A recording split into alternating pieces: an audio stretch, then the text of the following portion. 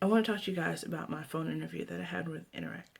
I've already made this video once before, so this part might be a lot shorter than when I did when I started it, because I didn't have all my papers out like I do now, and I didn't have everything. So, yeah. Alright, so, first part of the video. First part of the video. What? No, okay. I was gonna start. I'm being weird now. Anyways, so I put in my application. Hold on, I actually wrote this down this time. I put in my application on the 7th of January, which was a Thursday. And, I just put it in because I thought, hey, whatever, I'm just going to do this because I have nothing else to do. And I'm still waiting to hear back from Jet. So, put it in on Thursday. I got a call on Friday. Where I work at a school, so I kind of excuse myself. I'm a para, so I'm not teaching or anything. I excuse myself to the bathroom to talk to him. Well, I answered the phone. Wasn't expecting it to be a person from Interac because I just put in an application yesterday. Why would they be calling me? So I talked to Martin. That's his name.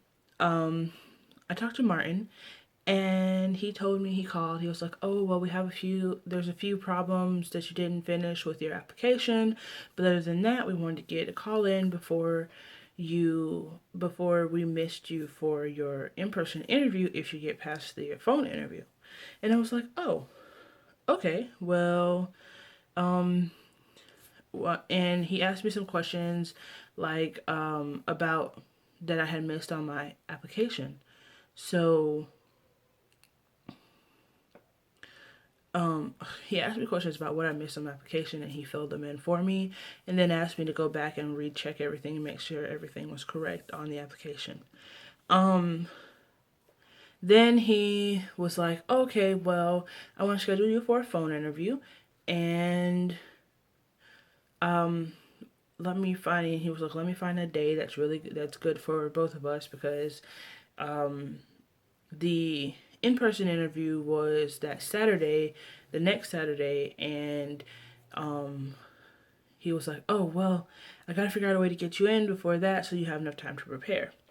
I was like, okay. So I did my interview that Tuesday, the 10th, 11th, 12th. Okay, 12th. Tuesday the 12th at 5 p.m. I was also working. My job that I work now, I work from 7:55 to 6:30, Monday through Thursday, and a couple Fridays during the month. So I talked to I talked to my boss, and I asked her if it was okay if I went to a private spot to take this interview, the phone interview, and she was like, "Yeah, it's fine." So started on the phone interview, and before if you accept the phone interview, they ask you to print out some papers. So please excuse my drawings and doodlings. I doodle while I read. So yeah, this is the first one. This is the frequently asked questions for applicants outside of Japan. So they ask you to print this out and read over it and write in any questions that you have. Like I had, where is this? Those were not questions. These are comments while I was waiting for the phone call. She was super nervous. Here we go. So like, I don't know, you obviously can't read it, but right here in the corner, these are questions and stuff that I wrote in the margins, stuff that I wanted to know. I was making sure that I wrote everything down so I could ask what I needed to ask. And then the other thing they asked you to print out is this. It's the Interac. Let it focus, maybe. Hello. There we go. Interac ALT job description. And it goes through the title, which is ALT, obviously. It goes through what you're going to be doing most of the day, your typical schedule, I added questions over here too because I wanted to know. And then it goes through and it explains like stuff that you'll be doing. Yeah, your skills, the attitude they want, curriculum, communication, stuff like that. So you go through and you read both of those, and then you have your interview the next day. Or not the next day, but whenever they schedule it. So I went through, I read it, I put down my questions, and then Tuesday, I was actually waiting for the phone call, which is why there's green. I'm sorry, my phone's not auto-focusing. There's green down here. And it's like I'm really nervous, and I was just writing how I felt because I was waiting for them to for them to call me. So,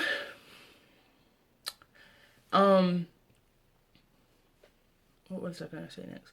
Okay, so he called, and he was asking the basic questions, are you allergic to anything? Why do you want to, are you allergic to anything? Can you ride a bike? Blah, blah, blah. Like, in most of this, which I'm going to show you guys this in, I guess, maybe the same detail. I'm not sure in the next video because it's the same thing. I'm trying to focus. Okay. This is a paper you get after you pass the phone interview, and it's the Interac America pre-interview questions.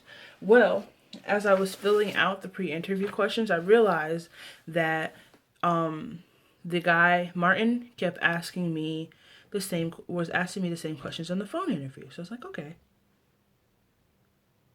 I don't know if that's upstairs or not. I can't tell. Sorry. Okay. Anyways, so they asked questions. Here's a question: Are you able and willing to ride a bike? I said yes, of course. I mean, why not? I like bikes. Are you willing to drive a car in Japan? Yes, I did ask a question about that because on the frequently asked questions, I think, whichever one, it says that you have to have your license for 3 months in America, or 3 months before you your American license, or whatever your country, whatever country you're from, you have to have that license for 3 months before you can get your Japanese permit or Japanese license. And so I wanted to know if I had to get it in, it'd be 3 months in, what's it called? 3 months in America or 3 months just in general. And I asked him to clarify that. He clarified it's 3 months in America, so I have to have my license, which I don't yet. I am 23 and I don't have my license, so shock, whatever. Then he asked, will you have the funds to finance the move, which is, they recommend about 500,000 yen, which in my opinion kind of makes sense because you're going to be there for almost 2 months without a paycheck, which, as the lady in the in-person interview explained, you end up getting 2 paychecks your second month because it pays for your first and second month paycheck. So you get both of those in the same month, but you don't get that first pay. You have to live pretty much like almost 8 weeks off of whatever you bring. So I was like, I should, if not, or I should. I don't think I'll have a problem with getting the money, but just in case, I'm saying I shouldn't. Anyways, the next question was, if you need a loan, or he explained that Interac has a loan program, and he wanted to know if I was going to need a loan, how much would I estimate needing?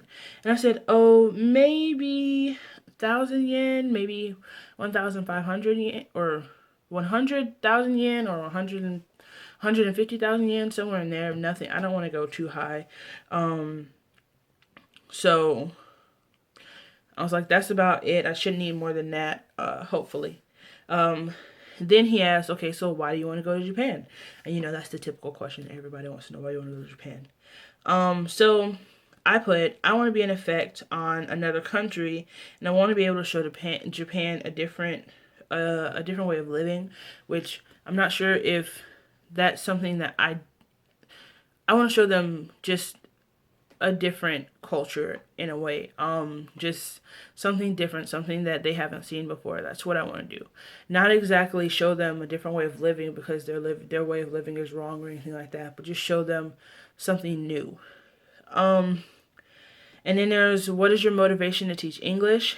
And I'm sorry, I'm looking down. I had already filled this out, so I'm just kind of helping myself remember.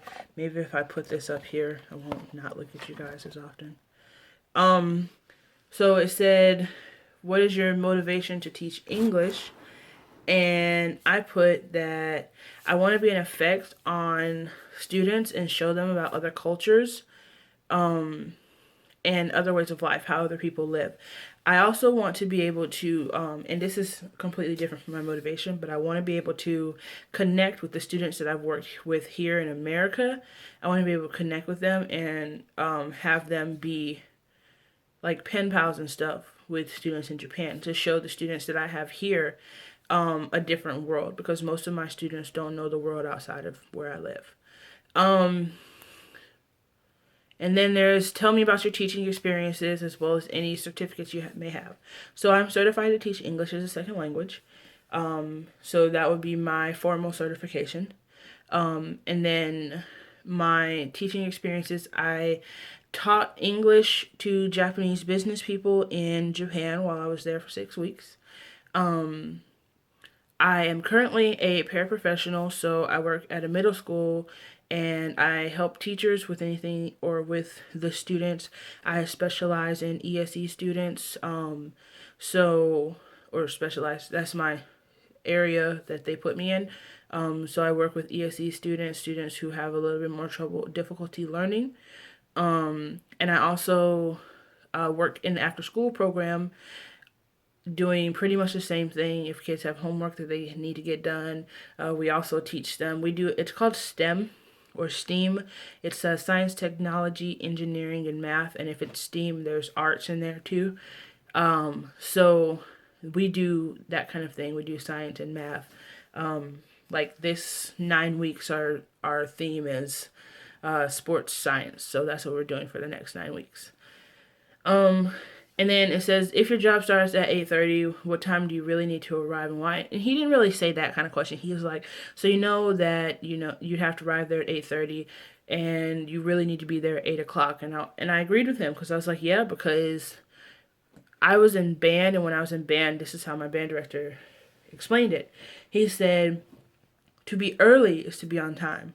To be on time is to be late, and to be late, why did you even bother showing up? So for me, I've always taken that to heart. I like to be early. I like to be at least 15 minutes early. Most of the time, I'll try to be 30 minutes early, but 15 minutes at the latest. And then the next question was, how long you plan on staying in Japan? I was like, oh, well, I want to be in Japan for at least 2 years, maybe more, probably more. But I want to get the feel of it first before I decide if I want to move, if I want to stay permanently or not. And then he asked, why that period of time? And I said, or he didn't ask it because I had already answered it when I said why. But that was kind of it. He wanted to know why as well. And then the last question that he asked was, are you willing to accept rural placement? And I was like, yeah, I don't think it's a bad thing, because rural placement is something that gives you it gives you a new experience, a new way to look at things, because it's not in Tokyo and Osaka and all that. There's a lot of international people, so they're able to cater to international people. But outside of that, it's fully Japanese. Like it's all the like there's no oh well, here's an English menu, or here's this menu. Like you literally have to be able to know Japanese, which is something I want to do because I want to get better at my Japanese. So then that was pretty much the phone interview. We talked for about 25 minutes, which was only supposed to last 15, but I kind of talk a lot, if you can't tell. And we also got off topic a couple times, and we're reminiscing for both of us, which is actually really cool because he was really cool. He was relaxed yet professional, so it was really nice. So then at the end of the interview, what they do is they tell you at the end of your phone interview if they're going to have you for your in-person interview. So end of the interview, he goes, "Oh, well, I really like you, you know? I think that I'm going to have you come back for your next interview." And I was like, "Okay, I'll come back. I don't have any problems with that." He goes, "Okay, so you can be in Orlando by, or yeah, you can be in Orlando by Saturday." And I was like, "Okay, yeah, I could be in Orlando by Saturday. Why not?" So I took the bus to Orlando, and that's a story for another time. Bye.